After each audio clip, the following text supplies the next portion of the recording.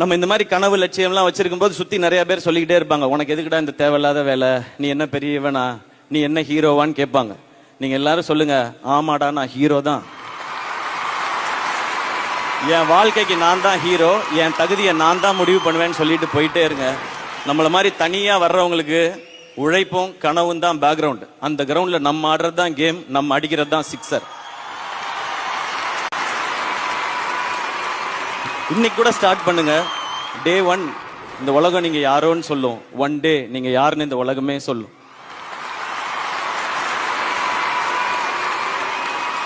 இப்ப நான் சொல்றதெல்லாம் என்ன பிடிச்சவங்களுக்கு நம்ம அண்ணன் இப்படி வந்துட்டாரு, நம்மளும் வந்துட முடியும்னு தோணும். என்ன பிடிக்காதவங்களுக்கு இவனே வந்துட்டான், நம்ம வர முடியாதான்னு தோணும். எப்படியோ நான் சொல்ல நினைக்கிறது போய் ரீச் ஆனா போதும். எனக்கு லாஸ்டா ஒன்னே ஒன்று மட்டும் சொல்லிக்கிறேன், நம்ம நல்லா இருக்கணும்னு நினைச்சு நம்மளை விமர்சனம் பண்றவங்களை சீரியஸா எடுத்துக்குங்க. நம்ம நல்லாவே இருக்கக்கூடாதுன்னு நினைச்சு விமர்சனம் பண்றவங்களை ஜோக்கா எடுத்துக்குங்க.